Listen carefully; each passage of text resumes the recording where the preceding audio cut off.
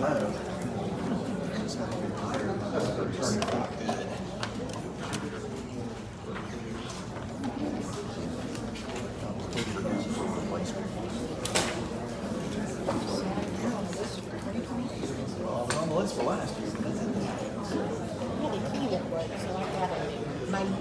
I'll bring the key. And I thought, well, I won't use it that much until there's a spell check. Could it fix it? Oh my goodness. It was a frequently used.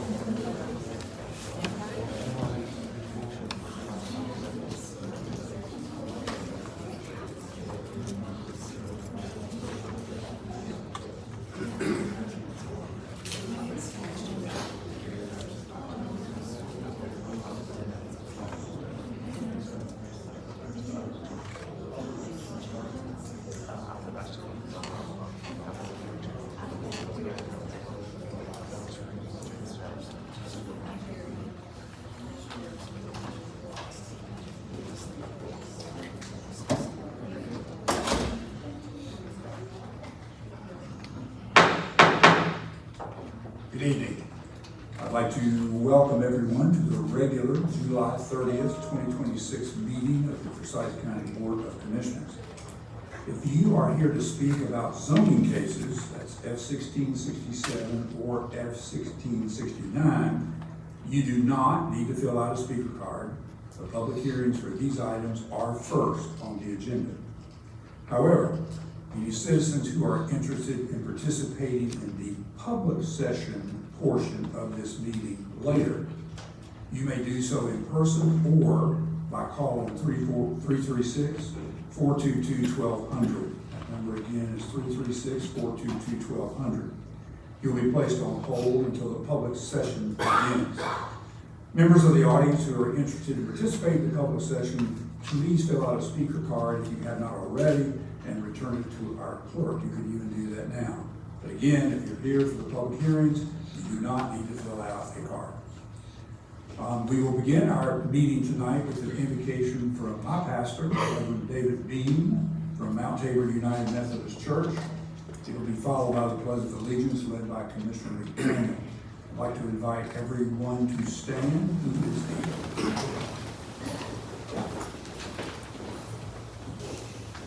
Good evening. Mr. Chairman, I'm going to share a prayer adapted from Peter Marshall, who was the chaplain of the U.S. Senate back in the late 1940s. Thought it was very appropriate for today. Pray with me. Almighty God, creator of all things and giver of every good and perfect gift, we ask for your presence and your blessing as we gather today. Grant us wisdom, humility, and discernment as we consider the matters before us and make decisions that affect the people of this county. We acknowledge that we all fall short. We confess our pride, our self-interest, and the times we fail to seek what is best for all people. Forgive us, renew our hearts, and shape our character so that we may serve with integrity, compassion, and courage. Help us not to become comfortable with the challenges that surround us or indifferent to the needs of our neighbors. Instead, give us eyes to see where help is needed and hearts that are willing to respond. We pray for all who have been entrusted with positions of leadership and responsibility. Give them wisdom to make sound decisions, strength to do what is right even when it's difficult, and the humility to listen, learn, and work together for the common good. May each person in this room be committed not to adding to the problems we face, but to becoming part of the solution. Remind us that when we seek your guidance, even the most difficult challenges can be met with hope and perseverance. We ask these things in the name of Jesus Christ our Lord. Amen. Amen.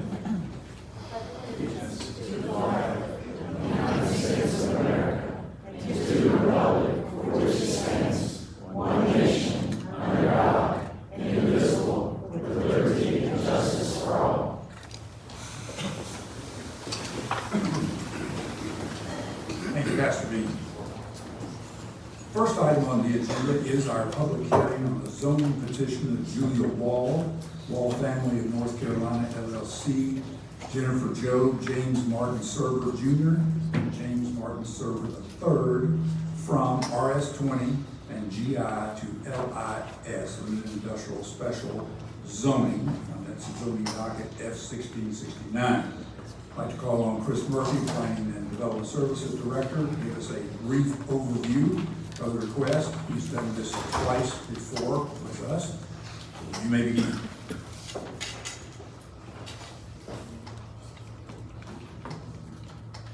I can't promise you brevity, but I will give you the staff report and the report of the planning board. Good evening. This is a rezoning request of F1669 to rezone a 128.54 acre tract located at the northwestern side of Nathaniel Rural Hall Road, north of Tobacco Road, and the terminus of Glade Street. And the request is to go from RS20 and GI to LIS for several uses under that special use district request.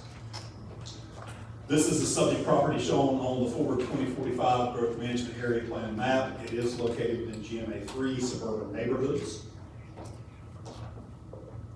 This is the subject property highlighted in yellow. Again, it is case F1669. It is 129 acres. You have residential property to the east, some limited business property to the southeast, some residential property to the south, and southwest, west, and then you have some existing GI and GIS property to the north and northwest. Subject property outlined in yellow on the countywide aerial imagery. You do see a couple of existing farm ponds on the property that are remain. You also see some streams that travel through the south central portion of the site. There is a Duke Energy substation to the north, and there are power lines that do traverse this property from the north, northwest to the south, southeast, and we will see those on some of the site imagery that we have later in this presentation. Again, calling attention to this has been an agricultural use. You do have some existing single-family homes located around the perimeter, along with some industrial to the north, and some limited business uses across Nathaniel Rural Hall Road.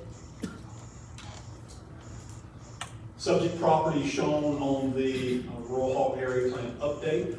This is the subject property, and it is in a purple color, and that purple color represents the recommendation for a mixed-use development. Mixed use in this context is could consist of residential along with other commercial and institutional uses. And that is the recommendation that came out of that plan, which was adopted in 2016. Again, it does have surrounding residential and commercial around it and some industrial to the north. I'm going to go through a few site images now. This is looking north from Nathaniel Rural Hall Road into the subject property. This is looking south along Nathaniel Rural Hall Road at the Rural Hall Town Hall. Subject property would be on the right-hand side of this image on that north side of Bethania Rural Road. This is looking east along Bethania Rural Road. The subject property is on the left. This is looking northwest on Glade Street, and Glade Street is proposed to extend into the subject property as emergency access. And this is the location where that terminus would be. This is that northern terminus of Glade Street, and this is where a proposed secondary entrance would be. It would be gated and used for only emergency purposes. This is looking east from Glade Street at downtown Rural Hall. This is looking north into the subject property from just north of Nazareth Lutheran Church. This is one of the ponds on the site that is proposed to remain. Again, looking north into the subject property. Looking north into the subject property along where the existing power lines are located. You can see the substation in the background. That's this feature here where the topography goes down and then rises back up. This is one of those stream features. This is the site plan. The site plan is composed of 3 two-story buildings with a maximum height of 85 feet. Each of those buildings, each of those floors of those buildings is approximately 187,000 square feet. So each building is over 360,000 square feet. If that math is right. And is proposed to be right around 1.2 to 1.3 million total square feet. You do see that the buildings under this site plan have a north-south orientation, and they do have outdoor equipment yards where generators and air handling units will be located.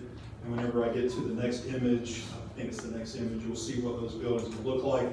You do have one primary exit here off the entrance and exit off Bethania Rural Road. You have the emergency exit off of Glade. You do have some proposed stormwater management ponds, and there is this area that's been set aside as potential parkland dedicated to the county rural hall. Again, substation, power lines pulling through the site, streams running through the middle of the site.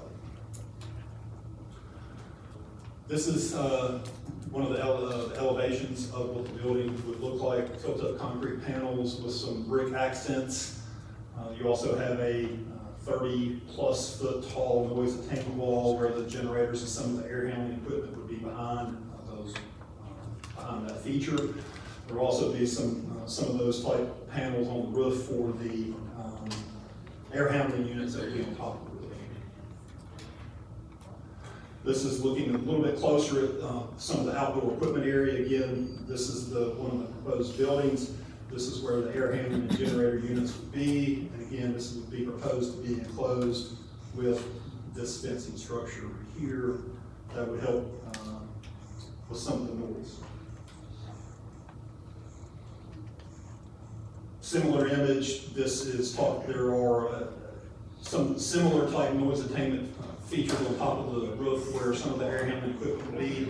And this is a decorative fence that would be visible from public ways. And the entire site is proposed to be fenced, but this decorative fence is what we'll be seeing from public ways. This is a cut sheet and isometric of some of those air handling units.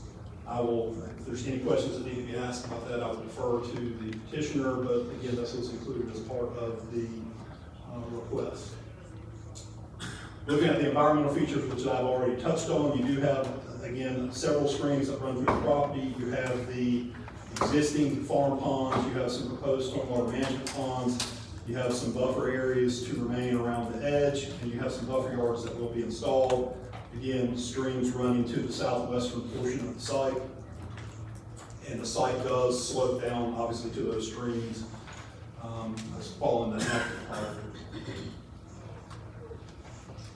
At one of your earlier briefings, there was a request to examine whether or not the westernmost building could be reconfigured in a way that would lessen some of the impact to the homes along that western boundary. They took the rectangular building and have turned it more into a square building, still getting the same square footage, which allowed that building to be concentrated more to the northern portion of the site, as opposed to extending down in this area. So again, instead of the north-south orientation is more of a square orientation and centered or moved more towards the northern portion of the site. This is the revised condition related to the decibel level. Through some of those discussions with the petitioner, they have modified that condition going down to a 55 decibel versus a 60, what was originally proposed, and the request was to go down to 50. They split the difference and went to a 55 decibel level that they can obtain. And so that is modified in your special use permit, should it be issued, and it's also in the written consent conditions that's in your packet. This is the revised set of conditions. And B and C were the only things that were changed in that written consent conditions, but again, you do have that revised set in your packet. Provide a little bit of summation. We've been reviewing this and looking at this and talking about this since early 2026. And from where the plan came in to where it is today, great strides have been made to make this a site plan that can be approved and to make this something that would lessen the impact to the surrounding property owner. The developer, worked very hard on this plan. Staff worked with them, gave them conditions of approval to mitigate the potential visual, auditory, and environmental impacts of the request. But however, the scale and intensity of the proposed use, staff and the planning board both feel like could result in significant off-site impacts to nearby residents despite these conditions. The proposal is inconsistent with the Rural Hall Area Plan update's recommendation for mixed-use development of the subject property. And the request is also inconsistent with the recommendations of Forward 2045 to protect neighborhoods from inappropriate non-residential encroachment. This was heard by the planning board at their June 11th, 2026 public hearing. There were numerous speakers in opposition. As you see, there are numerous folks here tonight as well that spoke related to concerns to the incompatibility of the use with surrounding uses, the potential impact to property values, impact to the environment, the impact of noise, and the inconsistency with Forward 2045 and the Rural Hall Area Plan update. Following the public hearing and extensive discussion at the planning board level, the planning board did vote to recommend denial of this request by a 7-2 vote. And with that, I'll be glad to answer any questions. Any questions for Chris? Thank you very much. This is a public hearing, and on July 9th, the Board of Commissioners voted to extend the public hearing time to a total of 1 hour. Speakers will have up to 30 minutes total to speak in favor of this request and up to 30 minutes total to speak in opposition. There's a large number of attendees tonight, and to ensure that voices are heard, multiple, it is recommended that a spokesperson be appointed so you have several people who could perhaps speak for a group. And within the 30 minutes, we're going to have speakers will be limited to 3 minutes each. However, if there were any time left over, we'll keep the 30 minutes on one timer, 3 minutes on another. If there was any time left over within the 30, with folks going along, we could certainly have another 3-minute speaker. So, at that point, I'll wait till the first person comes up, but is there anyone wishing to speak in favor of the petition? This is in support of the data center.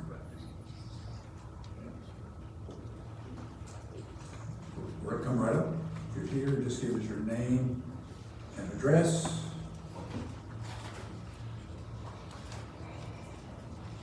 Let me get my timer set correctly.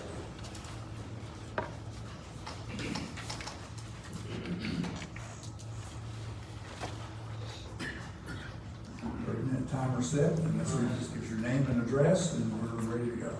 My name is Marty Server. I live at 89 Lane Street.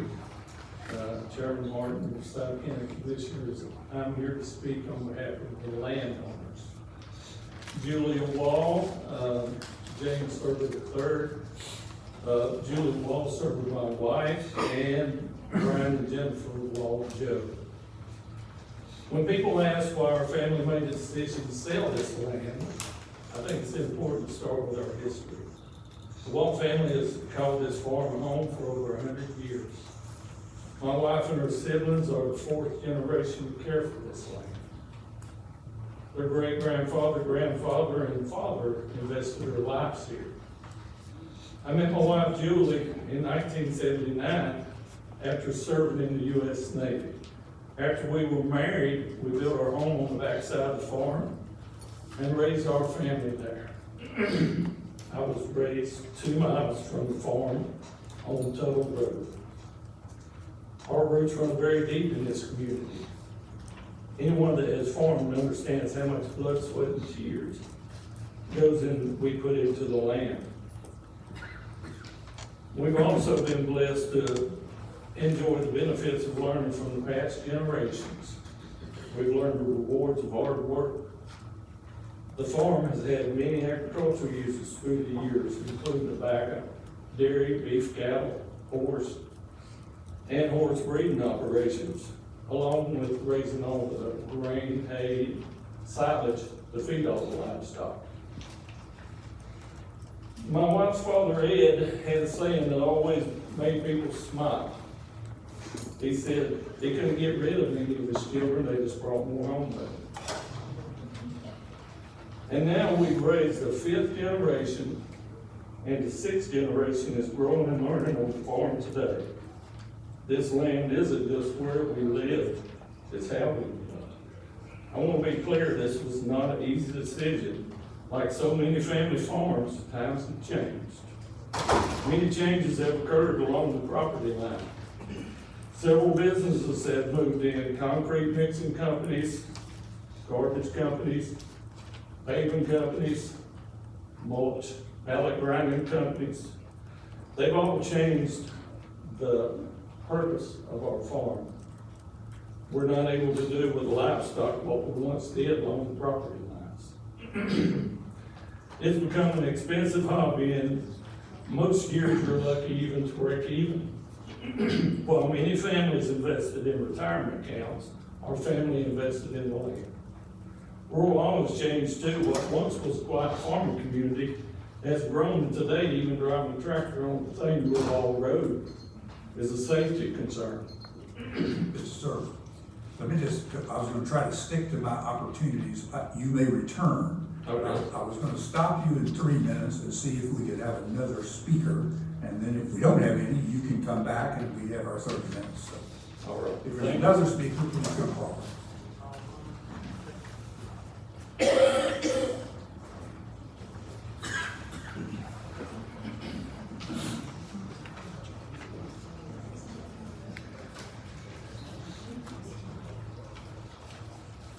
I'm here on behalf of the town of Rural Hall. I'm the current mayor, Terry Bennett, live at 267 Spring Ridge Road. I'm coming up because it probably would fall under the floor because we made a decision to support it. Chairman, commissioners, and members of the public, thank you for the opportunity to speak. My name is Terry Bennett, and I serve as mayor of Rural Hall. I'm here tonight on behalf of the Rural Hall Town Council to explain why the council voted to support the proposed Project Iron Spur. This has not been an easy decision for our community. Over the past several months, residents have expressed concerns, sincere concerns regarding traffic, noise, water resources, environmental impacts, view sheds, and the overall character of northern Forsyth County. Those concerns are real, they deserve to be heard, and they should continue to be considered throughout this process. I and our town council share many of those same concerns when this proposal was first presented. However, after months of meetings with the developer, county officials, state officials, and members of our community, one fact became increasingly clear. The town of Rural Hall does not have the legal authority to determine whether this property develops.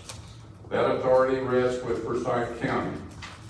As a municipality without zoning jurisdiction over this property, our decision was never between approving or denying the project. Instead, our decision was whether to remain on the sidelines or engage constructively in an effort to protect the long-term interests of our community if this project moves forward. We chose engagement. Our support should not be interpreted as an unconditional endorsement of every aspect of this proposal. Rather, it reflects our belief that if a project of this magnitude is ultimately approved, Rural Hall has a responsibility to work towards the outcomes that benefits our residents while helping mitigate impacts where possible. Our community will bear many of the demands associated with this development. Our roads, emergency service, local government will experience increased demands over time. If those impacts are going to occur, it is only reasonable that the community sharing those responsibilities also share in the long-term economic benefits created by this project. That principle guided our decision. Mr. Mayor, are you close? If you're close, you can finish up. Or if you want, you can come back. Yeah, let me come back because I want to make sure we cover all that. All right. Another speaker.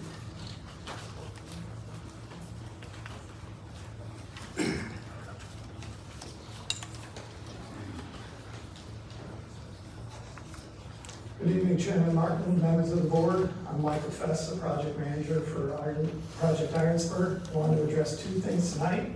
First one, the property value concern that was brought up at the last meeting, as well as staff's two plan consistency findings. The concern we heard the most about a project of this size was that it could lower the property values of nearby homes. That concern deserves a serious answer, and I want to give two. The first is the evidence. Two studies have been performed, one by George Mason University, a peer-reviewed study, and a second performed by a certified appraisal firm out in Indiana. Both of those came to the same conclusion. Homes near the data centers rose that in value essentially at the same rate as the surrounding county. Two studies, two very different methods, the same answer. But we don't ask these families to rely on those studies alone. At our steering committee meeting on May 5th, the residents themselves asked whether the developer or the applicant would compensate them if their values declined as a direct result of this project. I'm going to repeat that. The members of the steering committee requested that a fund be put together on May 5th. The $2 million property value protection fund is our answer, and it's dedicated to the single-family homes closest to the project. We didn't define closest loosely. So we handed out this sheet here, which has 56 properties on it, all located within that 500-foot boundary.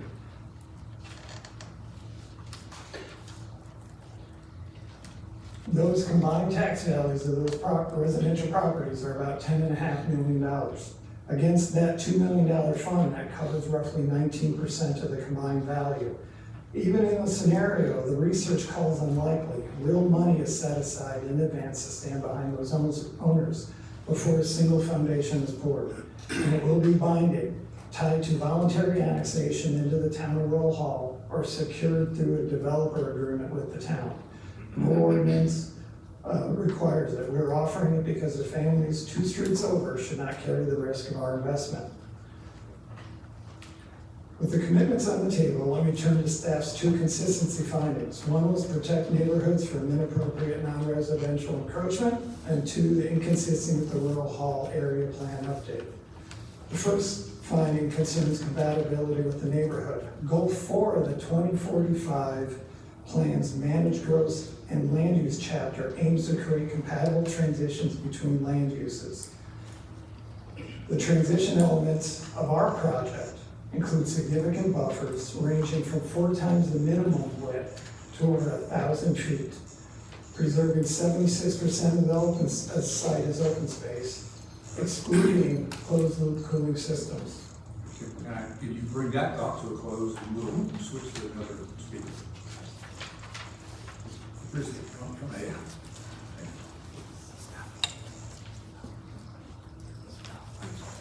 Good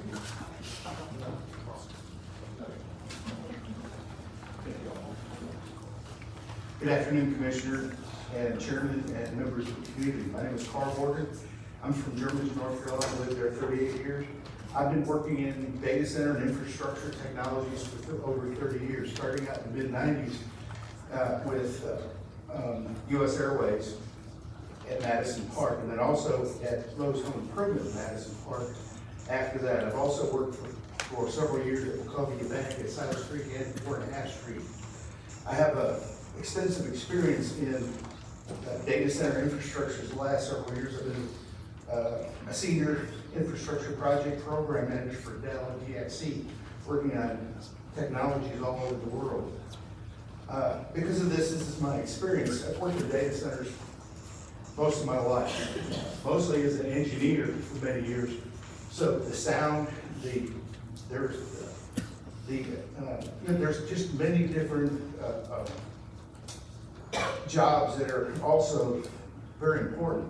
You know, you've got HVA jobs, you have special fiber specialists, network specialists, security officers, custodians, landscape, construction workers, project managers, and many other skilled professionals in the area. And so there's been a lot of discussion about data centers, and the experience, they're the most cleanest, carefully maintained work environments of any industry. They're also temperature controlled, humidity controlled, and the air quality is very tight because of the equipment and stuff. And so they're not noisy, they're very quiet, per se, inside the data center. We also had phones all over the data center floor where we would talk on the phone. So if you're sitting in a really loud environment, you can't talk on the phone. But we were able to, we didn't have cell phones at the time, we talked on the phone. Now the technology, the technology has all changed. And over the last year, I've come up with a nonprofit organization called Pinewell Disabled Veterans. Our mission is to help disabled veterans alike and at-risk veterans rebuild their lives through transitional housing, workforce development, and training. As part of our mission, we're developing a data center infrastructure training program for Forsyth County. We're also working with Forsyth Technical Community College to create a training program in Danbury and eventually on our campus where we secure a location. Our goal is not just training veterans, we're also giving high school graduates and college students from Stokes and Forsyth County the opportunity to learn valuable technical skills. So they're able to take and come and have something other than just coming out of school and moving to Charlotte or Raleigh or someplace else because of jobs. We need jobs in our area. You just finish the sentence. Okay. And so I've spent traveling over the United States, building data centers all over the world, and they're the most cleanest, best environments that you can have to live in. And that's it. Is there another? Thank you very much.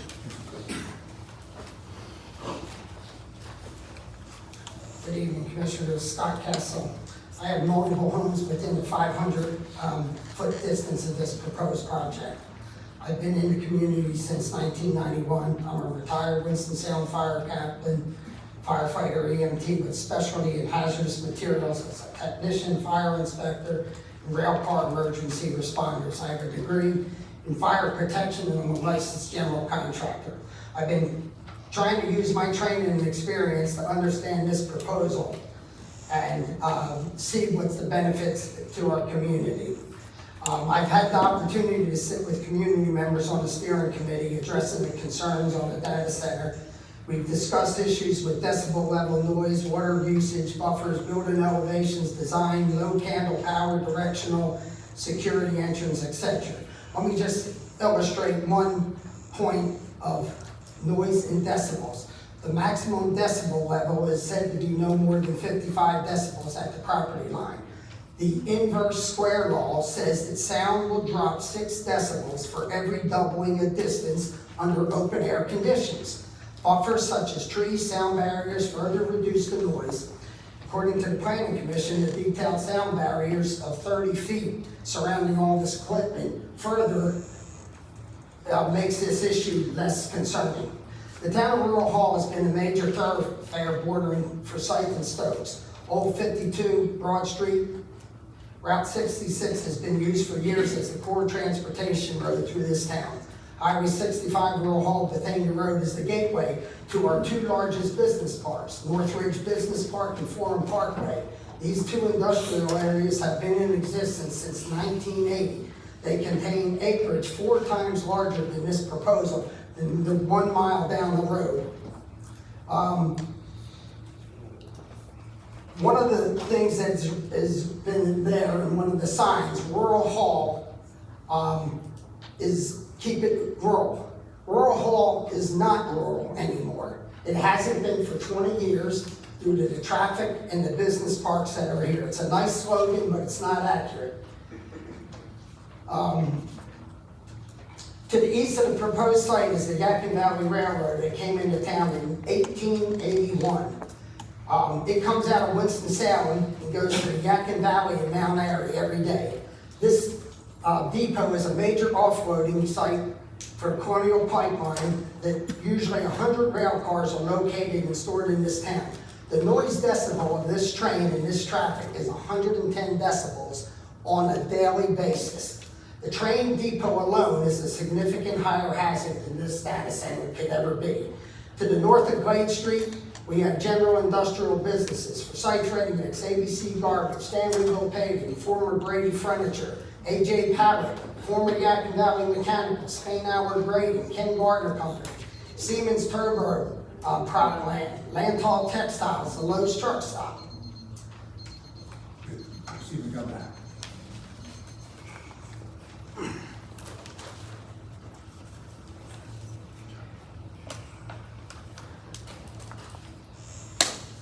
Good evening.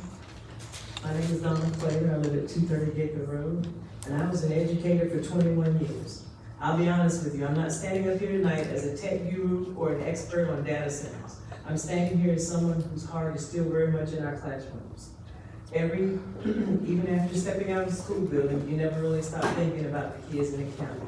You worry about their future, you care about their opportunities, you want to make sure that they have every possible tool to succeed. This is the single reason I'm here tonight. I will always stand up for our school system, and I will always advocate for projects that have the genuine potential to support our students. When we talk about public education, we eventually have to talk about resources. We all want the best for our schools, updated facilities, competitive pay for our teachers, and modern tools for our students. But as anyone in education will tell you, these things take funding. That brings me to why I support the project. A data center campus on this scale represents a massive, reliable addition to our county's tax base. But what makes it truly unique, and honestly a rare opportunity for a community, is that it doesn't demand what it doesn't demand in return. When a new housing development comes in, it brings families. That's wonderful for our community, but it also means more kids in our halls, larger class sizes, and a higher cost for the county to serve those students. A data center does the exact opposite. It becomes a major, stable taxpayer, but it doesn't add a single child to a classroom roster. It expands our tax base without putting an extra strain on our school infrastructure. Beyond that, this isn't a here today, gone tomorrow business. Data centers involve long-term, multi-decade investments. They don't operate on a short-term boom and bust cycle. Now, I'm a realist, and I don't expect a single development to magically transform our classrooms overnight. But over the long haul, this kind of durable, steady funding can make a quiet, powerful difference in the quality of education we can offer year after year. And finally, I want to think about what happens after graduation day. Every year, we watch incredible young people walk across the stage, diploma in hand, and every year, too many of them pack up their bags and leave our county because they feel they have to go somewhere else to find a good paying career. Data center campuses require a wide range of skilled technical roles: electricians, HVAC specialists, network technicians, security professionals, and facility engineers.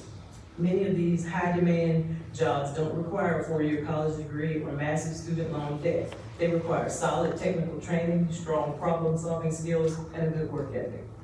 This project gives our local kids a real, well-paying career pathway right here at our home. It gives them a reason and a financial ability to build their lives, buy their homes, and raise their own families right here in the county that raised them. When I look at this project, I don't see just server racks and concrete.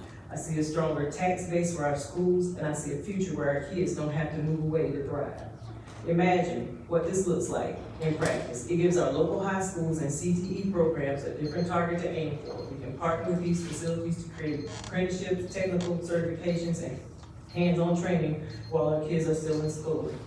Can I interrupt you? 3-minute mark. I got you.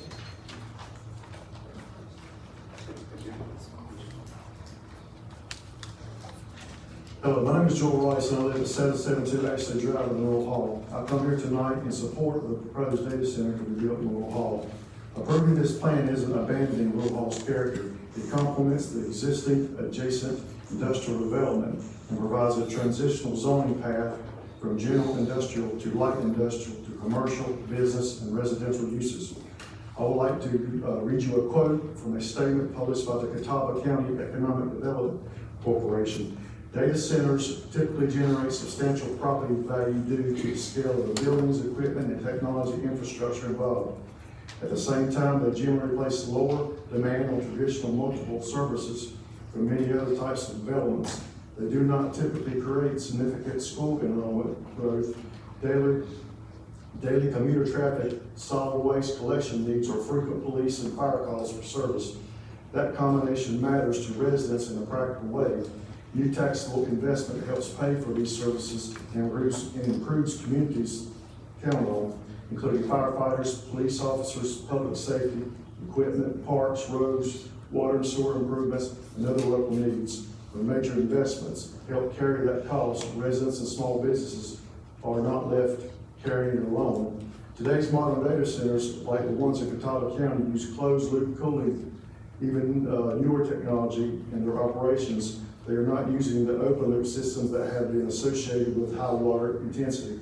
Newer facilities are implementing different infrastructure and sound barriers to help eliminate the effects many have been vocal about. And the myth that it raises electric bills can be traced to the White House Ratepayer Protection Pledge. The Ratepayer Protection Act, H.R. 9340, and in North Carolina, the North Carolina Utilities Commission set rates through a regulated process. Services we rely on, such as banks, hospitals, and even grocery stores, depend on the availability of data storage and processing that can be provided by projects like this. Not to mention, the majority of the general public uses these facilities every day without even knowing it. Anytime you're on social media, using your smartphone, browsing the internet, using Google Maps to get somewhere, which I imagine many people use that to get here tonight, tracking a package delivery, or even watching Netflix, you're using a data center. Data and cloud storage are here, and it's here to stay. We should be showing support for it, capitalizing on the positive effects it can have, or other option is to stand back, keep our hands in our pockets, and let the other countries take the lead, and we know what consequences of that will be. So tonight, I hope you will support the project and vote for it. Let's open the window for opportunity for this county and be a leader for others to follow. Thank you. We have 6 minutes left, so we can probably get almost two speakers in.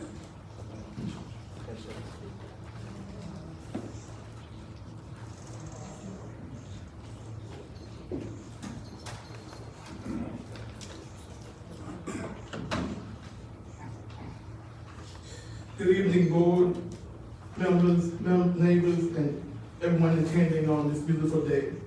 My name is Bishop Albert Saunders. I serve as senior pastor at the Raven Hope of Faith Love Connection Church. I do stand before you tonight, not as an engineer or developer or a zone expert. I stand before you as a pastor, a man who spent years walking alongside families in the community, celebrating baptism, having funeral services. Because I know this community, I care deeply about the future. When we talk about stewardship, we often think about protecting what we have. But I believe stewardship also means using the resource God has given us wisely to create the opportunity for future generations. This proposed data center presents more than just other construction projects. I represent investment jobs, present growth, it presents opportunity to strengthen our local economy while preparing our community for the future. As a pastor, I see young people looking, many for career without having to leave home, see family hoping that they'll have to find a job somewhere else. I see churches, schools, and community organizations that benefit when their community economically is healthy. Growth and preparation do not have to complete on one another. We can work together when development is done to faithfully represent us. What has encouraged me about this project is that the developer has demonstrated a willingness to listen, engage into the community, and working toward being good neighbors that matters, leadership matters, that trust matters. I believe this project can provide a long-term benefit for respecting people who already call themselves community home. Tonight, I briefly ask you to consider supporting rezoning requests, not simply because of what we built, but because of what we can help build strong family, greater opportunity, economy, growth, and hope, and expand our community. Thank you for your time and your service in the community and allowing me to share my heart with you, and may God bless you, and thank you for all you're doing in the community. Thank you. Probably time for one more. Got 2 minutes and 45 seconds. All right, I'll jump right into it. All right, to our knowledge, no other proposal offers this combination of benefits. It reserves about 76% of property as open space while generating tax revenue for county services, schools, and public safety. If this land is going to change, we want it to change into something that benefits the community and the county.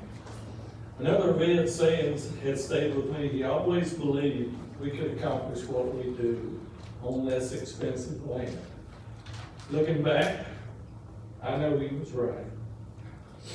All the property owners agreed to this decision. We know we carry a deeper responsibility than anyone to protect this land. We've loved it, we've worked it, and cared for it for nearly a century. At the end of the day, this isn't about giving something up. It's about choosing what this land is best suited for next. Our family has chosen a future that honors our legacy, protects the land, benefits our community, and allows us to continue farming the way the Wall family has for generations to come. Thank you for your time and consideration. You. Okay, have a minute and 18 seconds left. If there's anyone else that wants to say any word quickly. Just finish up. Mayor, we let it. Okay, sorry. Hello. My name is Antoine Salisbury, and I have the privilege of representing Nail AI, proudly recognized as North Carolina's first Black-owned artificial intelligence software and commercial robotics company. We're not here today because this project benefits our company alone.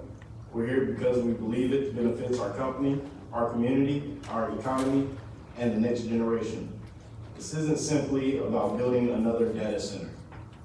Every artificial intelligence platform, every cloud application, every autonomous robot, every smart hospital, every modern manufacturer, every school embracing AI depends on data centers. Without them, there is no AI economy. And if North Carolina wants to remain a leader in innovation, advanced manufacturing, and technology, we must invest in the infrastructure that powers it. As a local AI company, we have a front row seat to how quickly this industry is growing. Businesses across every sector are asking for AI solutions, robotics, automation, and cloud computing. Those technologies don't run on ideas alone. They run on reliable, secure, high-performance data centers. Thank you.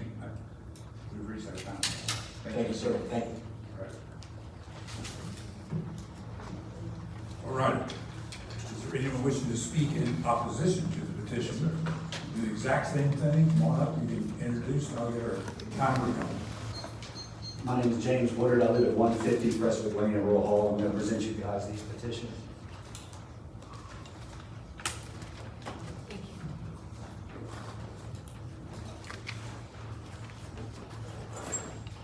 This don't count for me, right? Yeah, it is. Let's go. I'll stop for a second. All right, what I put out there are some petitions. They totaling signatures in Rural Hall is 1,243 total signatures, representing 11.5% of the population of the town of Rural Hall. All right, these rules that we have, I represent a group of people, concerned citizens of Rural Hall. There's about, they're not all in here, but it's about 150 or so of us. We're fairly well organized. We kind of run the gamut from farmers, teachers, preachers, educational professionals, medical professionals, things of the like, to just everyday folks. We want to start out by saying we agree with the plan Forward 2045. We agree very much with the Rural Hall Area Plan update. We specifically agree with Mr. Chris Murphy's statement that even if these conditions are met, there would still be significant off-site impacts. That's separate and apart from the millions of forfeited dollars in tax revenue that he's talking about. So the space designated for mixed use, this site is not mixed use in any way. It's one single use and prevents any further use for any period of time that anybody in this room is going to be here. Right? That's another good reason it's not compatible with the plan. Denial of this project implements the plan rather than simply citing it or paying any kind of lip service to it. Rural Hall residents, again, are excited to implement that plan. We encourage mixed use as opposed to just one single use, which would limit any further potential for earning down the road. That being said, I'm going to kind of turn this over to the rest of our group. Sure. Thank you.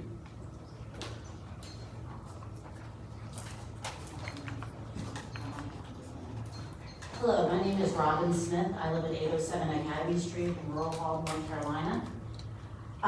We know Montrose and Dross, but after that there's significant uncertainty. There are at least 3 layers between commissioners and the party using the end user of the data center. Each transfer dilutes whatever assurances are made on July 30th a little further. Project Ironsburg wants to build on land currently zoned residential and plan for mixed use if sold. The professionals at the planning board studied this area and feel mixed use is the best fit. Ironsburg is the only data center that I researched not zoned industrial for a significant period of time before the data center was built. Noise issues are not a problem of the past, as been told by you guys. That I know of, there are 6 class action lawsuits filed in the last few months. We obviously still have noise issues from data centers. The main reason for the noise issues is we are studying for DBA. That's what everyone's listening for, DBA. What's the DBA? And the problem is the DBC, the low frequency noises. And I know that there was just an agreement that we would be measuring DBA at 55 from the property level, but we're not measuring DBC. Every standard treatment, screen, louvers, delivers its rate performance on mid and high bands and degrades sharply between 250 hertz, precisely where the hyperscale data center fans concentrate their energy. So that's the problem. So that's why those lawsuits are happening. And then I'm going to go through one final slide. Here. I've got the 15 best practices of communities considering data centers. I did look it up. And I was going to present, because I thought it was going to be in a different format. It's the very last slide I've got. I was comparing the noise, or the Apple data center, which I know everyone has visited, and the Ironsburg proposal. And trust me, they are vastly different. I wish I could have presented that to you. But as far as noise, 50 dBA, we know Ironsburg is a no. Apple is a yes. Low frequency noise. We know that, we don't know, because we don't know what their DBC rating is going to be. And I can tell you that when I went to the Apple Center, I did not hear the Apple Center behind the berms.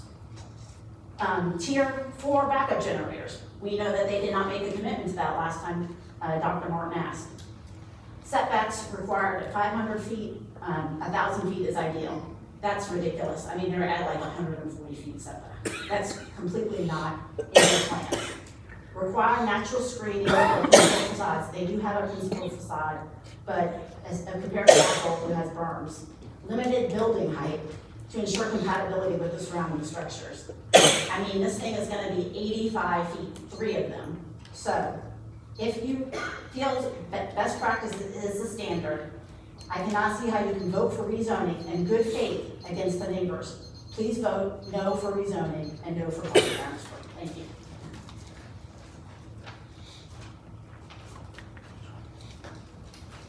Hey, my name is Eve and I live on Broad Street in Will Hall. I understand that we are not here today to talk about the substation to talk about the land substation will sit on. We're here about the rezoning of the land behind it. I encourage you to think outside the box of the data center campus. If you choose to rezone the Wall Farm, this means that the substation based on proposal will be built on the land I will be showing you today. Our train depot took on the transfer of butane about 2 years ago. As you can see from the images, the tanker cars hold 33,960 gallons, so we'll round that to 30,000. On average, there's about 30 butane cars that sit in the rail yard. That's roughly 900,000 gallons of butane that sit there, if not more, each week. In this image, you can see in red where the butane tankers sit. I have outlined a portion of the area where the proposed data center campus will be. The other area here is the newest addition to Montrose development, which is where they plan to add a 3-acre substation. I had some videos for you, but given the time restraint, I'm going to skip over those, but I'd like to come back if there's time. We did have a fire this year already on Anderson, which is a smaller street. You're gonna have more transfer trucks and things going through there to build that substation area. And one of the trucks this year hit one of the power poles, brought it down. We had a small fire in that area close to the butane tankers already. As you can see, the Duke Power substation is very close by, so we will have 2 large substations sitting on top of the butane tankers. Per the Forsyth County GIS and Montrose development map, this means the distance from the railroad tracks to the substation will be roughly 132 feet. In this image, you can see the fire station sits 0.6 miles from the rail yard along with the elementary school. We have a wonderful fire department, but an explosion from these tankers will send shock waves and metal shrapnel flying for hundreds of yards. Now imagine 30 of these exploding. You're looking at roughly a mile radius fireball. Data centers, the data center itself will sit a few hundred yards away. That data center will hold lithium-ion batteries, chemicals for their closed-loop system like glycol, nitrate-based fusion inhibitors, diesel. These chemicals and materials also add to the many fire hazards in this area. I would like for you to notice in this image that there is no security around the railroad tracks or the rail yard. Other butane locations have security due to the hazardous nature. Data centers are usually secure locations because they've been known for terrorist targets. Tonight I've shown you what an easy target this data center can be to a terrorist attack. Data centers do not grow communities, they bury them. Families and businesses help our communities grow and flourish. Please vote no to the rezoning. Help me protect my family, help protect our community. Don't add more fuel to the fire by adding additional hazards to this area. Next time it won't be some great news story about a corn spill. It'll be catastrophic for our town. Thank you.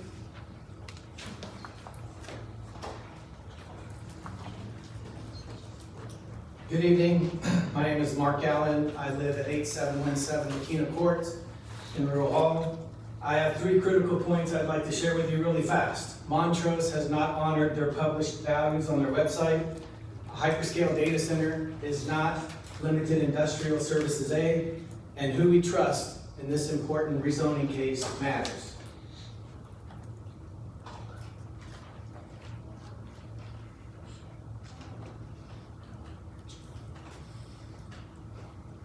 So, this is a copy of their values from their website, and I know it looks busy, but that's because they have not followed their values.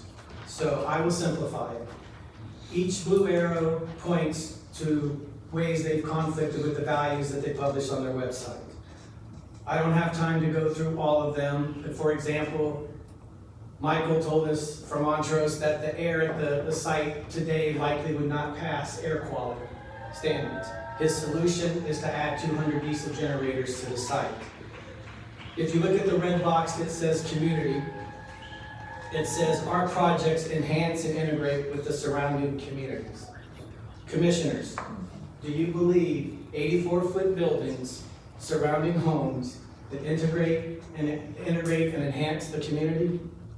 This is certainly not the way Apple did it in Maiden.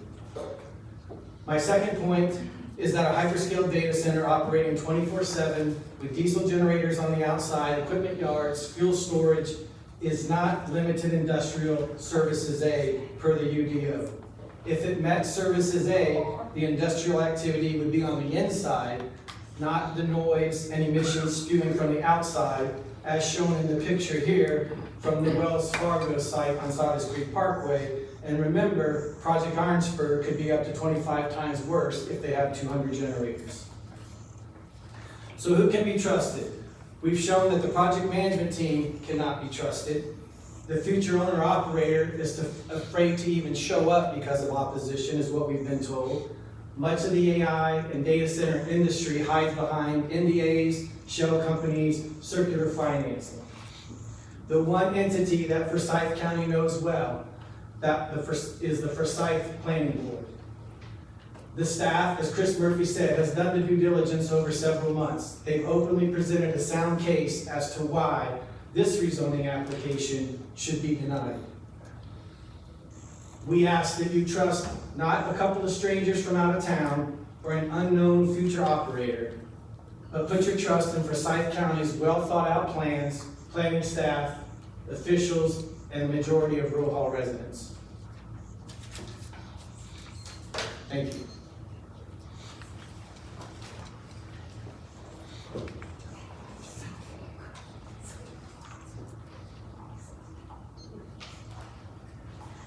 I am Carol Newsom, 8495 Broad Street. At the March 30th meeting, the project manager presented the potential tax revenue for the county to be between 30 and 60 million annually. By the time it got before the planning board, that was down to approximately 7.6 million annually. The construction could take up to 4 years, and on top of that, it requires another year between the rezoning of being allowed, permitting, and entitlements. Up to 5 years of construction with no large tax revenue.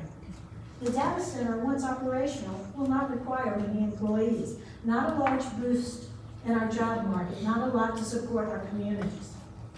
The potential tax revenue could be a large sum, and we do need to weigh the benefits against the impacts and the potential risks. And as my community members have already pointed out, we could be betting on a bubble. The true benefit remains a projection rather than a guarantee.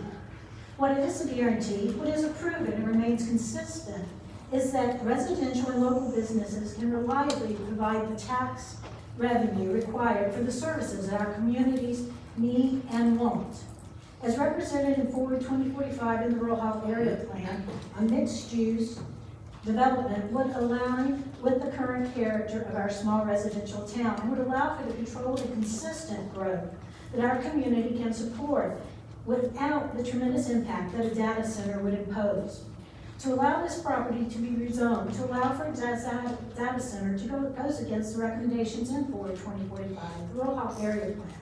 It would go against the recommendations the Planning Department and the City County Planning Board voted, and we ask you to recommend it.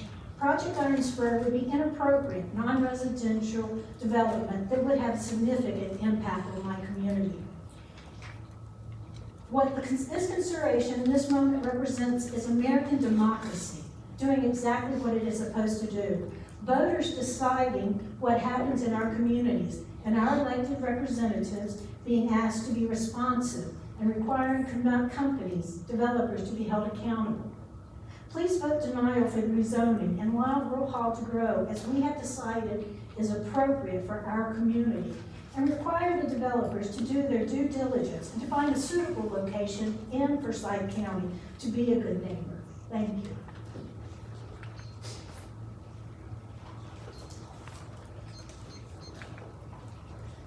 Good afternoon. My name is Ulrike Vitalis. I live on 794 Academy Street in Ward Hall. And before I begin, I ask that everybody please stand who is against the data center. Thank you. My family and I have lived in Royal Hall for over 30 years. Our home is located 1 to 2 miles from the proposed hyperscale data center. North Carolina House Bill 1189 considers 3 miles as a safe distance from a hyperscale data center due to various kinds of data center pollution, which are generated 24/7, 365 days. In my remarks, I first of all want to thank all of you for your careful consideration of a historically significant decision you are making very shortly. Case F1669, zoning application LIS Services A, and for extending our speaking time to 30 minutes. I also want to thank the Planning Board once again for their thoughtful analysis and for upholding the zoning classifications that will be at the center of your vote today. I ask you, the Board of Commissioners, to align your vote with the Planning Board's analysis and conclusion as submitted for today's agenda to recommend rejection of the proposed zoning for 2 very simple reasons. One specific to our town, and the other affecting all of Forsyth County. The reason number 1 regarding our town is by now fairly obvious, I think. As has been pointed out by the Planning Board and my colleagues, due to its massive industrial scale, the intensity of operations, the extractive nature, the several potentially life-threatening types of pollution, especially noise, air, and a dual fire hazard, and the site's location in the heart of our town, zoned RS20, a hyperscale center in the Forsyth County jurisdiction, is clearly not permittable. Now to my second reason. I'm very brief. And this affects all of Forsyth County, including our small town of Rural Hall. Computer data centers have been in existence since the 1940s. Forsyth County's definition of a computer data center reflects earlier types of such centers. They have been classified as business Services A operations. These operations are characterized by their small size, their minimum power demand, water consumption, noise, etc. Furthermore, business Services A entities operate without external structures. Okay, interrupt you, we're getting to your 3 minutes. Okay. If you can It wrap should up. by now be self-evident, thank you, Chairman Martin, that the proposed zoning classification is inaccurate, insufficient, and simply false. And in closing, if the proposed project should be approved by you under this misleading zoning rubric, the consequences for all of Forsyth County will be dire, for the simple reason that it offers an entirely unregulated and thus immensely harmful invitation to all future hyperscale data center zoning applications. Please vote in alignment with the Planning Board, and thank you for listening to us.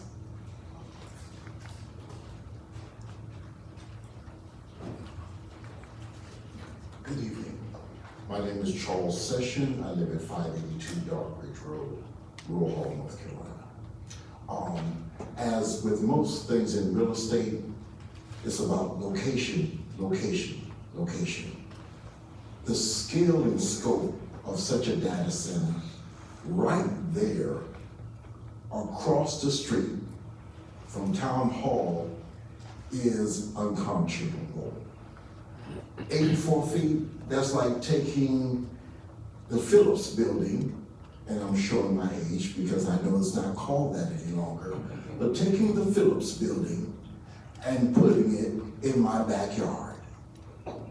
It doesn't work. I am not anti-data center, but what I am anti is placement. It doesn't fit. We have zoning laws and regulations for a reason. And the reason, as you have all stated, there's an appropriate place for an appropriate business. This is not the place for that.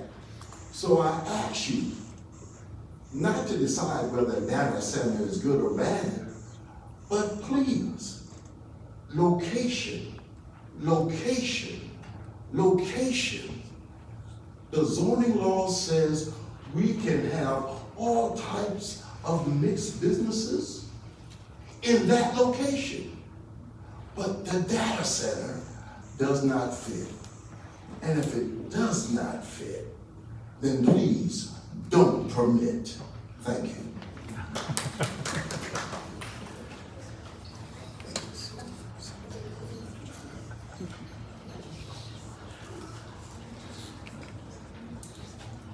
My name is Jonathan Kissenberry. I live at 770 Serena Drive in Rural Hall, and I'm an adjacent property owner. This will be on my property line. I spoke to you before, voiced my concerns. This is a zoning issue, period, right? Forward 2045. It's so important. That was created a year and a half ago. If we deviate from that plan right now, anything forward, it means nothing, you know? It just doesn't mean anything. It's important that we follow the plan. This encroaches on residential area. Let's face it, it's limited industrial. This is pretty industrial. I'm not opposed to data centers at all. I use technology. However, it needs to be placed in an area for industrial. It's that simple. This is around a residential area in a town.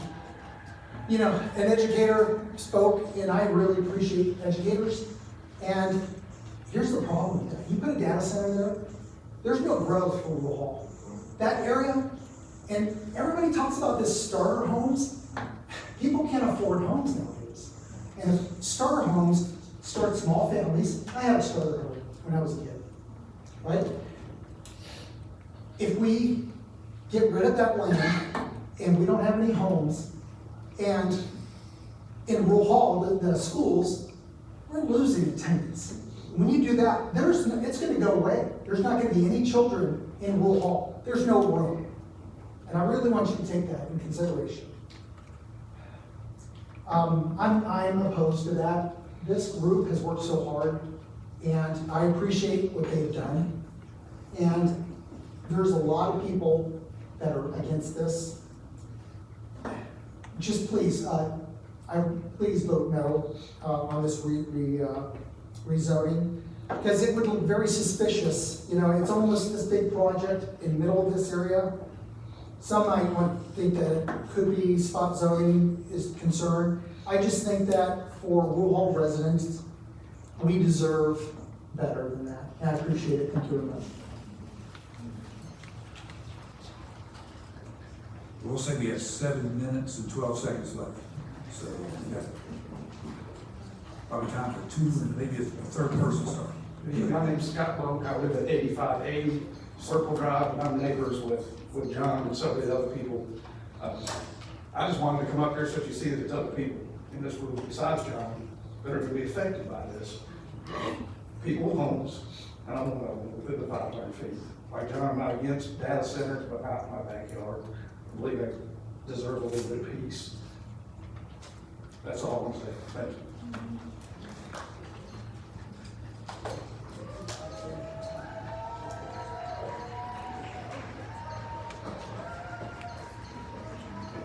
Hello. A man in Virginia describes living next to a data center like living inside of a prison. Noise and light and heat you can't escape, and a well you can no longer drink out of. That's what these developers, who repeatedly claim to be good neighbors, are proposing, locking this community in a prison cell and expecting us to applaud them for rearranging the furniture or adding a pretty wrought iron fence. These meager plan adjustments are a slap in the face. And that $1 million community fund is a pathetic excuse for generosity. Real estate consumer notices show that home values near data centers can plummet and lose up to 20% of their value. That's about $55,000 in stolen equity of the average homeowner in Rural Hall. That wouldn't even cover 18 homes. That fund is supposed to make the developers look compassionate and the decision makers sleep a little better at night. But who will not sleep better at night? The people who have to live there. It doesn't matter how many times those men repeat, they are not good neighbors. Good neighbors don't put 200 diesel generators near schools. Good neighbors don't increase the risk of asthma, heart attack, or premature death for our families. Good neighbors don't guzzle millions of gallons of water from a community that is currently boiling their drinking water. And good neighbors don't let their friends poison us. Do you know who makes the most forever chemicals that are used in the cooling systems in data centers? It's Cheemers, the company that poisoned 7,000 wells in North Carolina with PFAS. There is no amount of forever chemical exposure that is safe. It causes cancer. And Forsyth County treatment facilities do not filter out forever chemicals. So you're asking us to take on higher risks of cancer without having a solution that we could possibly afford. In Fayetteville, North Carolina, the government is paying $134 million to filter out forever chemicals from their drinking water. But it's not just that we have to worry about. And NBC News says 97% of wells tested near an Oregon data center had nitrate levels that violated the federal safety threshold. Of the first 30 homes officials visited, they described at least 25 miscarriages and 6 people who had their kidneys removed. So this begs many questions. How much poison do you expect us to put up with so they can put up record profits? How much risk do the people have to bear so rich men can reap rewards? How many bee colonies have to disappear? How many calves must be born stillborn? How many babies miscarried? How many riverbeds must run dry? And how many organs need to be carved from the flesh of our neighbors so rich men can carve out a little more profit? They are not good neighbors, and voting for this rezoning project would mean more either.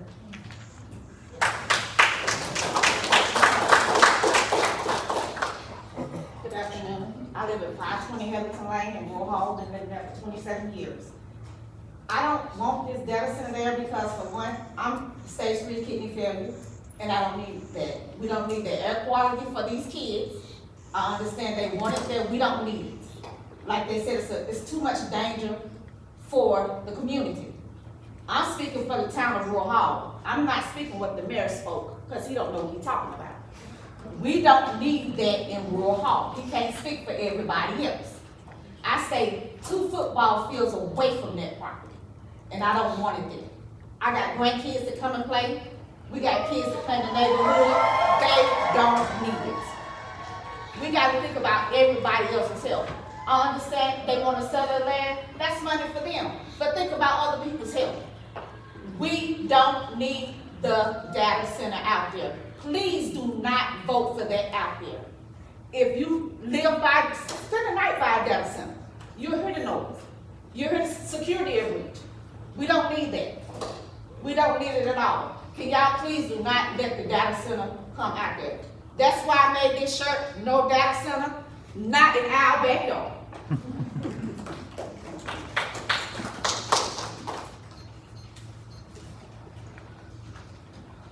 Dr. Martin, County Commissioners. The current development plans, as they are in the books now, were developed with significant community input and represent the wishes of the impacted residents as codified by you in those official planning documents. Please stand by this work and Rural Hall's residents' wishes for their community. Even with the site modifications that the developers have proposed, Chris Murphy, the Director of City County Planning Staff, stated in briefing session that the scale and the intensity of the proposed use, we still believe could result in significant off-site impacts to nearby residents, despite the conditions. Please vote to keep Rural Hall rural. In addition, I would ask that you consider a time-limited moratorium so that our current UDOs can be updated to address modern-day hyperscale data centers. Currently, the City County Planning Board and staff are having to rely on written references to the inclusion of the term computer data center as an example of limited industrial services A business. This is clearly an inappropriate classification for modern HDCs, given their significant impacts on neighboring residential and mixed-use neighborhoods. As County Attorney Gordon Watkins stated in the July 9th briefing, the definition of computer data center in our current UDOs, quote, that definition was written many years ago and it may not have anticipated these huge data centers. A moratorium would allow for more careful study and consideration of lessons learned by other communities, like Loudoun County, Virginia, that have experienced negative impacts from the construction and operation of HDCs. A vote for rezoning for the hyperscale data center now would be premature. We really need time for further study and sensible modifications to our county zoning ordinances to address these new types of operations. Thank you for your consideration. Hello, my name is Daniel Morales. I would like to draw attention to the data center, the damage caused by data centers regarding infrasound, also known as DVC, in the surrounding area. I feel I can speak to this specific attribute given my experience in acoustics and audio engineering. I'll leave the environmental effects to someone more suited. Infrasonic frequencies are vibrations below the audible human perception. However, just because you cannot audibly hear a sound does not mean it cannot affect or harm you. You understand the ultrasonic frequencies of a dog whistle can be annoying even if you can't hear it. Prolonged exposure to infrasonic frequencies caused by data centers by their cooling systems and by that can cause a myriad of negative health effects, such as but not limited to headaches, migraines, brain fog, irritability, dizziness, loss of balance, panic disorders, sleep disruption, heart palpitations, and even in some cases seizures. Though invisible, these effects cannot be ignored. Let me interrupt you for a second. Yes, sir. Your time's up, but if you can kind of finish up in I'm about 30 seconds. Yeah, absolutely. Though invisible, these effects cannot be ignored. This is not just a case of getting used to it. Proximity to constant infrasound is untenable. Thank you. Thank you all for, we have reached our time. So, thank you. So I will declare the public hearing closed. All right. Actually, I'll make a couple of comments before we get to the motion part. Before making a motion, I do want to thank all of you who sent emails, texts, left voicemails during the lengthy discussion about this rezoning request. In fact, YouTubes, you name it, did a lot of great presentations. All of you expressed your personal beliefs about data centers and how the data center would impact you. And many of you sent links, reports, YouTube videos, and presentations that provided a lot of information about the more tactical aspects of cooling systems, compressors, generators, etc. On behalf of the entire commission, we want to thank you for remaining engaged and doing your homework. And in my opinion, this is the way local government should work. There's been a lot of healthy debates been going on for basically 6 months, but the last 3 months have been more intense. I'd also like to just offer some context for this issue. The 2045 growth plan is a broad roadmap for land use in Forsyth County, quite frankly, for the next 38 years, I guess, whatever we got 30, 40, 15, 18 years. The Rural Hall Area Plan provides recommendations for land use around the town of Rural Hall. The current Rural Hall area plan is 11 years old. North Carolina statutes allow citizens to file rezoning petitions that request specific changes from existing zoning plans. County commissioners are charged with the final decision on whether a particular specific zoning change is made. I have voted against zoning changes that were approved by the planning board because I thought that the resulting, particularly traffic, would adversely affect the current conditions in those neighborhoods. I have voted for requests that the planning board did not approve because there were similar uses nearby and I believe that the use would be compatible. The data center request is complicated for many reasons, not least of which is the frenzy surrounding AI in America today. Clearly, jobs are being replaced by what AI can do, and many American workers are rightly fearful. Since data centers house the servers that allow AI to be used, that opposition has carried forward to a dislike of data centers. Over 70% of the U.S. population recently surveyed is against data centers. Another issue is that the early large-scale data centers, we heard some testimony tonight, comments tonight about the very small ones back in the 20, 30 years ago. But the large ones, they have been noisy and use a lot of water and power. That information was shared particularly by the city manager in Macon, North Carolina, that talked about their first generation, their first equipment was actually very different than the equipment that they have now. Many people complain, and one can find examples of many bad situations posted on the internet everywhere. It is probably fair to say that we're in the second and third generations of the large data centers. Closed-loop water systems do reduce the demand for water, and power companies have adjusted their rate structures, and pretreatment is now required before connecting to a public sewer. Duke Energy has shared with us a recent study of the impact of large power users on residential rates, and found that residential rates will be about $4 a month less for electricity for an extended period. New data centers are less noisy, as we've heard some of that testimony, and the generators are limited to 100 hours of operation a year.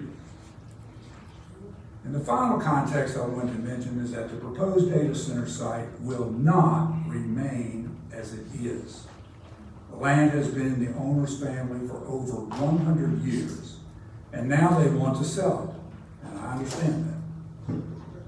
So this farm will become something else, if not developed into a data center. Personally, I think it is likely that a large subdivision will be built, which will not require a zoning change. That large subdivision will produce a lot of traffic and noise to boot. And since it is unlikely to be in the rural hall town limits, the town will not receive any tax benefit from this development. The chair of the planning board made this comment at the end of their meeting back in June. Sometimes you have to be careful what you ask for. Speaking of rural hall, there are signs around the town suggesting that the mayor should be impeached. The mayor's here tonight. The recent decision by the town council to support the data center request if the land were annexed into the town limits was simply not a popular political decision. And the mayor and some of the council members in Rural Hall are up for re-election this November. It appears to me that the council was looking out for the long-term interests of Rural Hall. Significant tax revenue in a new park if the commissioners approve the rezoning. That decision was simply doing what they were elected to do. If some change did occur, then how can Rural Hall best benefit? And I do want you to know that our attorney prepares 2 motions before every rezoning case to make sure they're all in compliance. 1 to approve and 1 to oppose. So when it sounds like legalese, it is, but it was actually prepared beforehand, and we have 1 of each. So I'd like to make this motion. I'd like to move the zoning map amendment F-1669 and the alternate site plan and special use district permit be approved on the basis of the following. The proposed special use zoning map amendment is petitioned by Julia Wall Family of North Carolina LLC, Jennifer Joe, James Martin Serber Jr., and James Martin Serber III, to rezone a 128.54 acre piece of property from RS20, residential building, single family, 20,000 square foot minimum lots, and GI general industrial to LIS limited industrial special use with uses of agricultural production, crops, agricultural production, livestock, offices, parking, commercial, recreation facility, public testing and research lab, transmission tower services, and utilities. Is consistent with the recommendations of the Fall of 2045 Comprehensive Plan and is reasonable in the public interest because 1, the subject property consisting of open fields, 4 single family houses, and several accessory buildings is located on the northwestern side of Athenia Rural Hall Road, north of the Backville Road, and at the terminus of Lake Street, and is adjacent to property zone GI, LD, RS20 and RS9 with adjacent and nearby uses of a Duke Energy substation, various industrial uses, a church, cemetery, convenience store, restaurant, government office, a warehouse building, utilities, and single-family houses. The proposed LIS zoning is primarily intended to accommodate limited manufacturing, wholesale and warehousing, research, and industrial development, which in their normal operations have little or no adverse effect upon adjoining properties and growth management areas 1, 2, 3, and 4 and metro activity centers. 3, the proposed site plan features 3 two-story buildings totaling 1.1 billion square feet of interior space, housing data centers, associated parking, and stormwater ponds and park land. The site is located in Growth Management Area 3, adjacent to the Rural Hall Downtown Activity Center, and has access to public water and sewer. And 5, the proposed use is consistent with Forward 2045 comprehensive plan, which recommends industrial uses adjacent to other industrial and utility uses. And the site plan has design buffers to protect single-family houses. And although it doesn't provide housing as is typical of mixed-use development recommended by the Rural Hall Area Plan Development, it does provide a park. Is there a second to that motion? I will second that motion. A second by Commissioner Wiseman. Now discussion. I'd like to speak in opposition to the motion that is on the floor and note that if this motion fails, I will make the motion to deny the requested petition. First, I want to note that this is a vote on a rezoning proposal. It is not a referendum on data centers. As such, that should not be the issue here. The issue should be whether this is consistent with our plans, and I would say with the wishes of the impacted directly community, and whether there is any reason to overturn that. I'd like to note that in addition to the disparity that we saw in the room here today in public support, which by the way goes to the question of whether the Rural Hall Area Plan adopted in 2016 is still relevant today.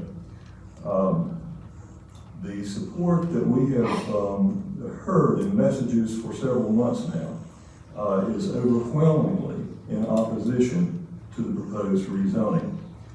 At the time of the June 11 hearing before the Planning Board, which voted 7-2 to deny the proposal, they had in their record 63 public comments with regard to the proposal.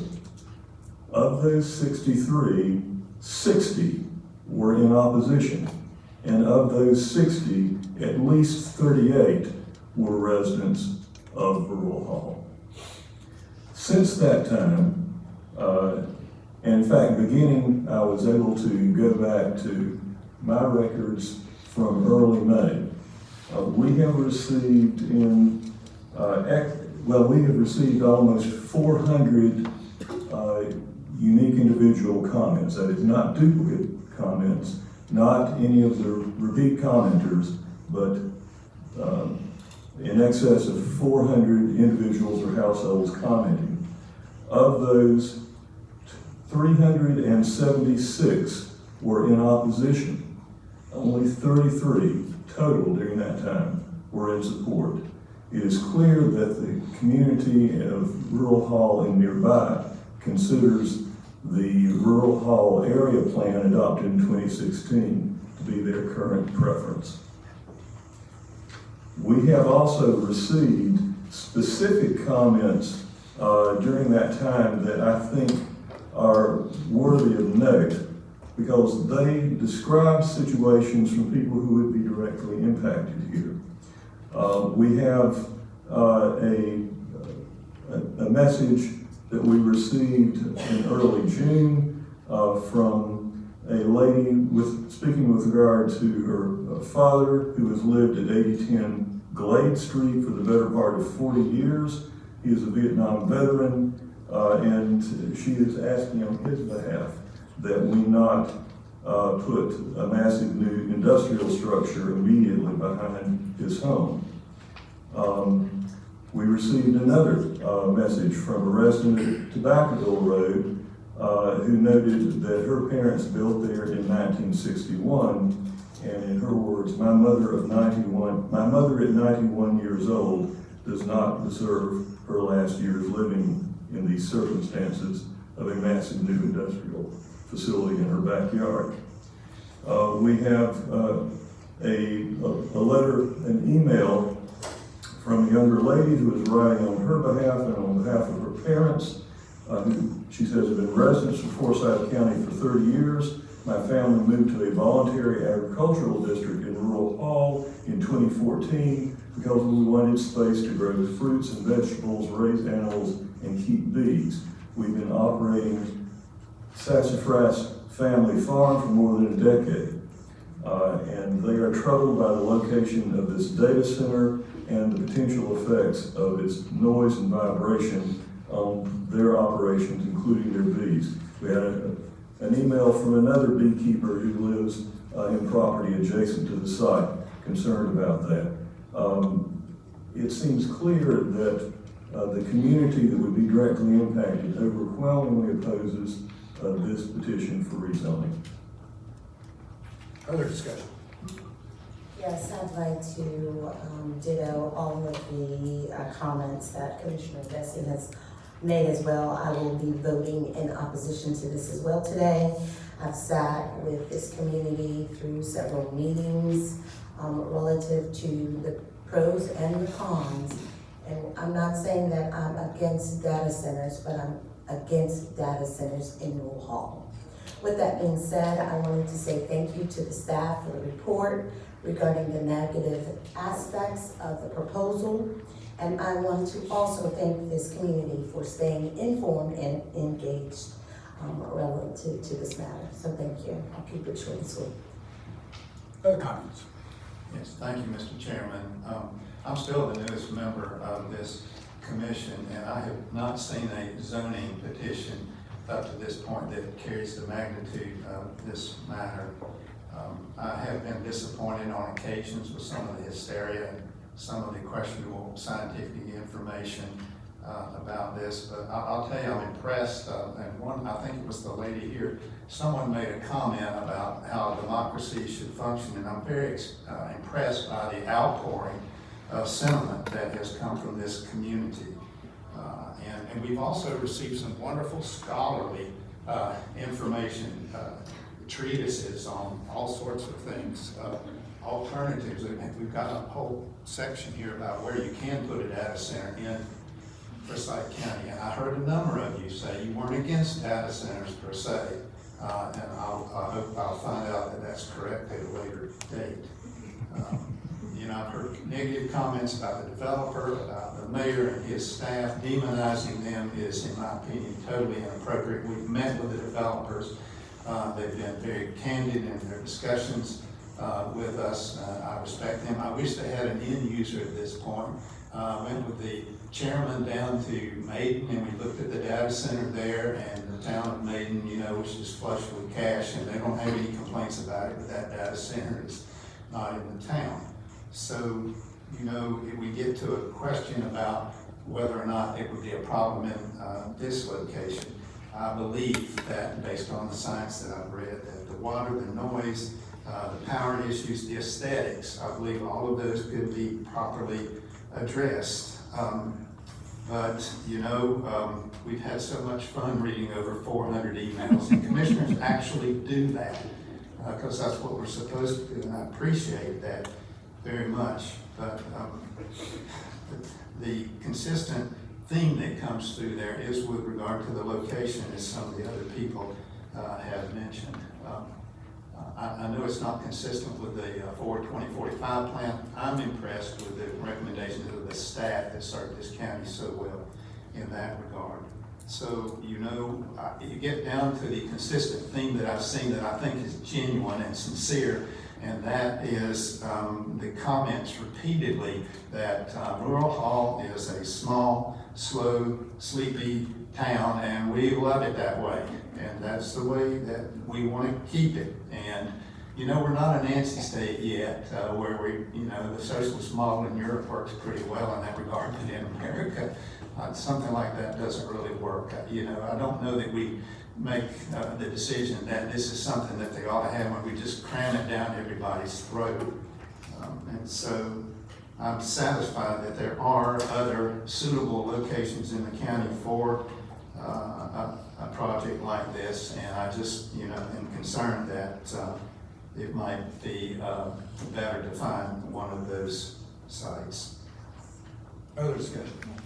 I would just like to say, oh, I'm sorry, okay, I just wanted to say that I would not be in support of the current motion because I am here to represent the citizens of Forsyth County, and you all have come out in such an ideal democratic way.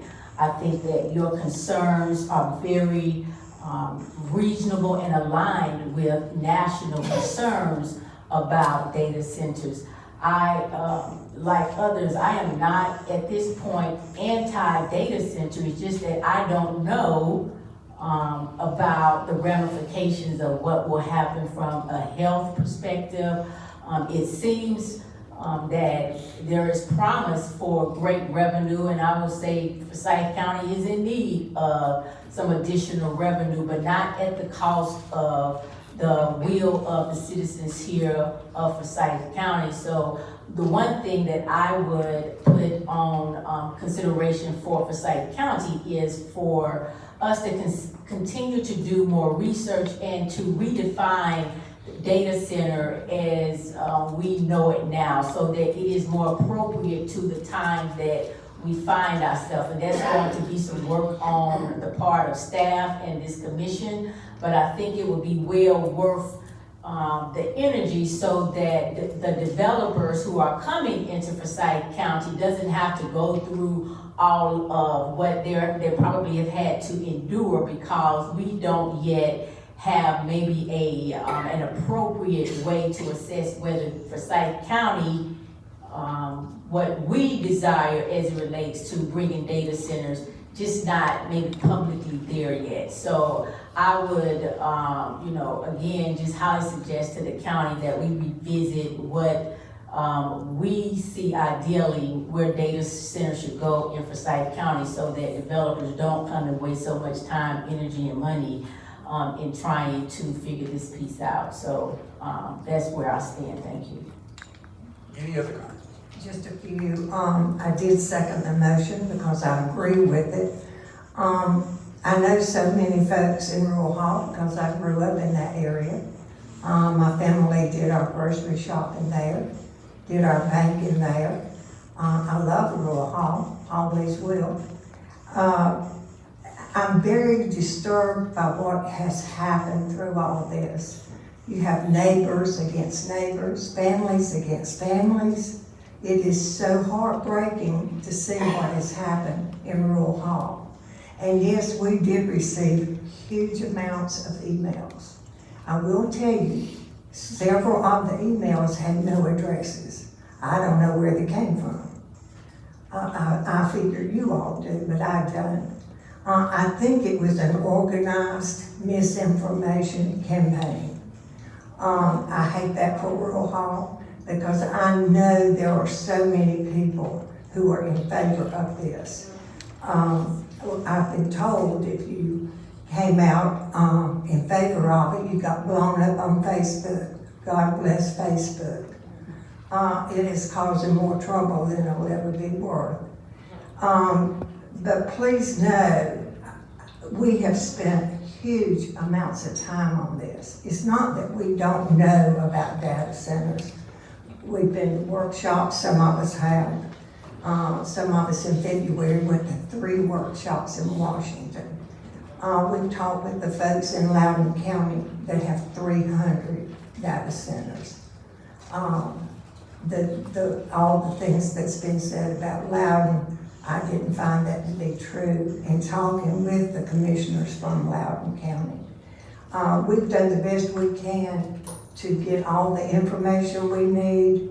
I think that this would be a great opportunity for Rural Hall. I admire the mayor and the city council for doing their job. And their job was to come to terms with what was best for Rural Hall. Financially, it would be wonderful for Rural Hall.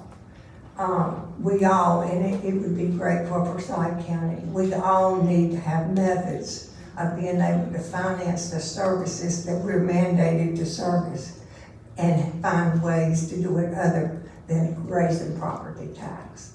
And that's what we're faced with all the time. So I always will believe, that's the reason I'm gonna vote for it, that this was the best thing for Forsyth County. I'm sorry if you all do not agree, but I do my homework, and I do believe that this is the best thing in the long run. I believe that these folks have every right to sell their property. I don't think anybody should object to this family selling their property. And what I hear is, but I love to ride by and see that farm. Well, that farm is costing them a bunch of money for them to be able to provide it for other people. I fear what's gonna happen because they are gonna sell. I fear that you're gonna have about 340 small box houses to live in.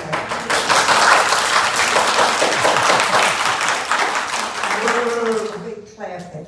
I really don't think they'll be clapping. Thank you. All right, ready to vote. All those in favor, please say aye. Aye. Those opposed? No. Motion carry is defeated.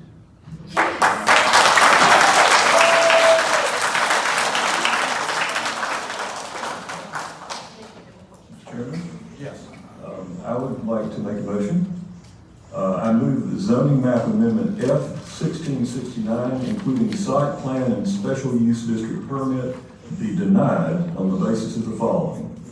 The proposed special use zoning map amendment as petitioned by Julia Law Family of North Carolina LLC, Jennifer Joe, James Martin Serber Jr., and James Martin Serber III to rezone a 128.54 acre piece of property from RS20 residential building, single family, 20,000 square foot minimum lots, and GI, general industrial, to LIS, limited industrial, special use with uses of agricultural production, crops, agricultural production, livestock, offices, parking, commercial, recreation facility, public, testing and research lab, transmission tower, services A, and utilities, is neither consistent with the recommendations of the Forward 2045 Comprehensive Plan, nor reasonable or in the public interest because, 1,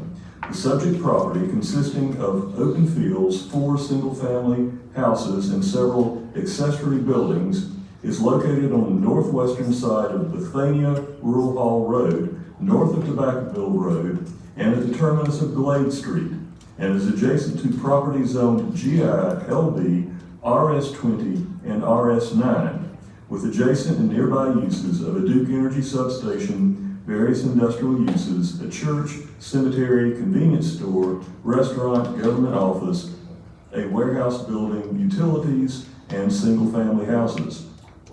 2, the proposed LIS zoning is primarily intended to accommodate limited manufacturing, wholesaling, warehousing, research, and industrial development, which, in their normal operations, have little or no adverse effect upon adjoining properties in growth management areas 1, 2, 3, and 4, and metro activity centers. 3, the proposed site plan features 3 two-story buildings totaling 1,122,300 square feet of interior space, housing data centers, associated parking, and stormwater ponds and parkland.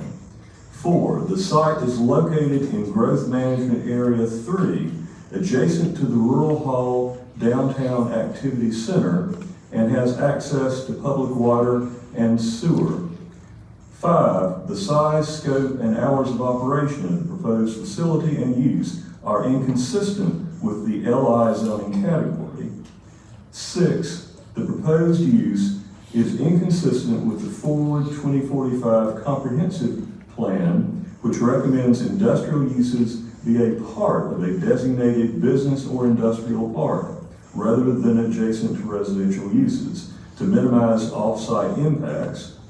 And the site plan is inconsistent with the Rural Hall Area Plan update, which recommends mixed-use development, including residential uses, and recommends that neighborhoods be protected from inappropriate commercial and industrial encroachment. Is there a second? I'll be happy to second that. Second by Commissioner McDaniel. Any Mr. discussion?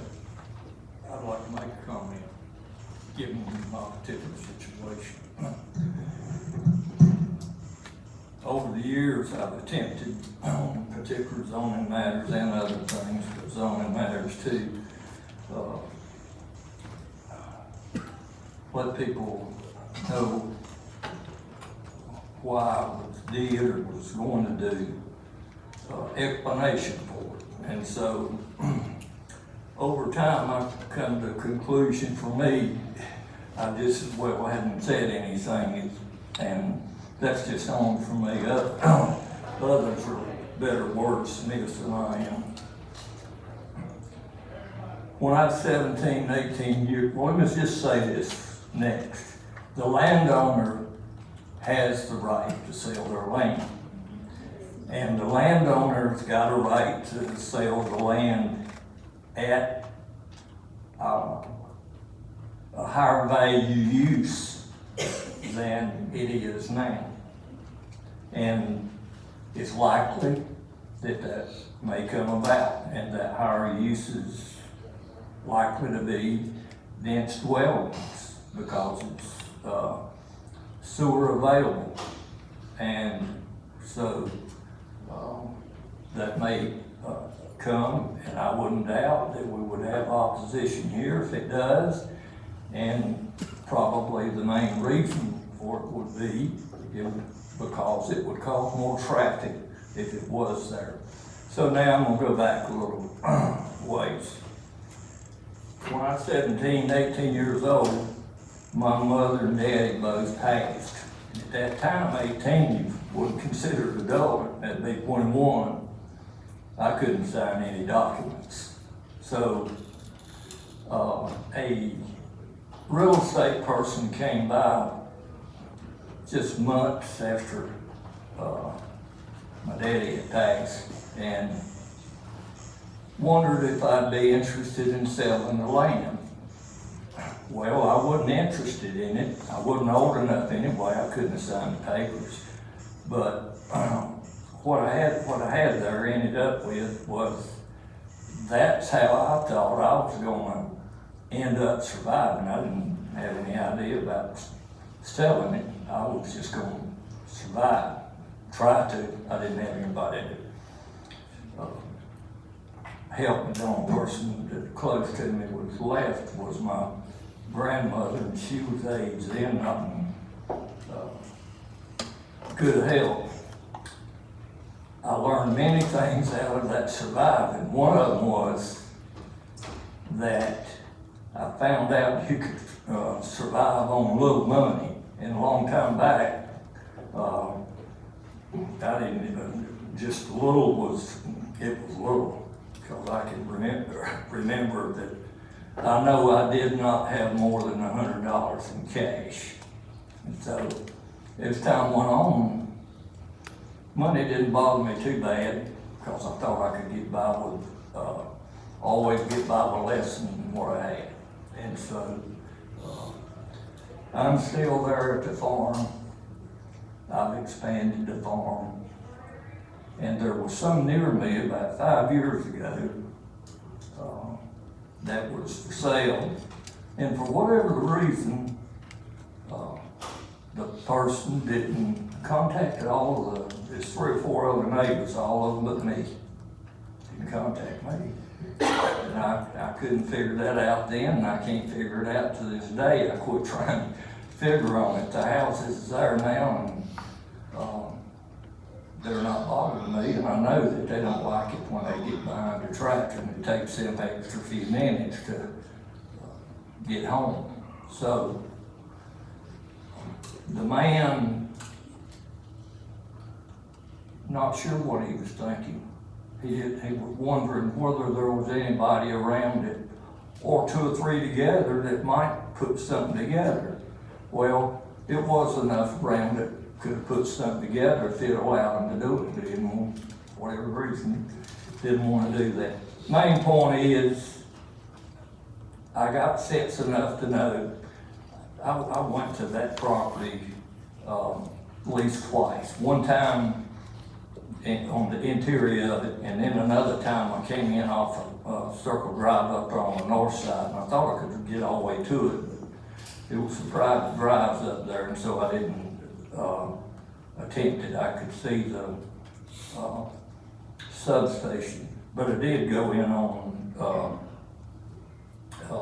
at the end of Blade Street, and I always noticed a two-story house up there on, I've been through Rural Hall many times, up there on the hill, and that one field that comes out there to the highway, I noticed that every time I ever went by, and I just wondered what was back there.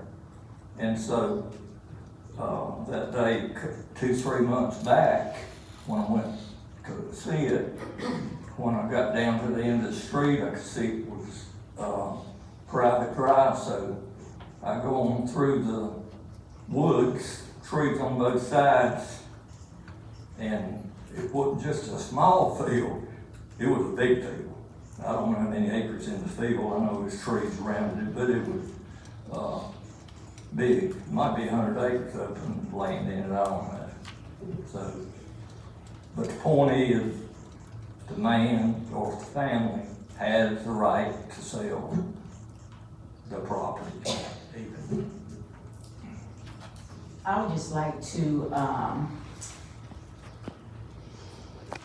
add that some of us just came back from the National Association of Counties national meeting, and we did have workshops about the data centers. And again, in my opinion, I think that there are pros and cons on both sides. For me, I don't have enough information as it relates to our county moving in a specific direction around data centers. And I think because it's undefined, it's unfair to then burden the citizens without a clear definition of how we're moving forward. I'll give an example because Vice Chair Wisenhunt made reference to Loudoun County. So the information, and I applaud you all as citizens, that came from the 15 best practices was from the Vice Chair of Loudoun County. And when you measure best practices of this situation, it just doesn't meet their model. And that is one that we were able to go to Loudoun County, but also I was able to have conversation with the Vice Chair. So I'm not in per se disagreement with Vice Chair Wisenhunt as it relates to she has enough information, but I will reiterate that I just don't have enough information at this point to I would say approve something of this magnitude from the standpoint of someone wanting to bring in data centers. And again, I would encourage this county with staff, experts around what is the vision of data centers in Forsyth County, so we have, in my opinion, our own best strategies, our own footprint in Forsyth County to bring data centers. So I just wanted to add that before we finalize the vote. Any other discussion? All in favor, please say aye. Aye. Those opposed? No. Aye, no. Motion carries. I'd say we probably can we need to set up for a different kind of hearing. I think we can take about a 10-minute break and return.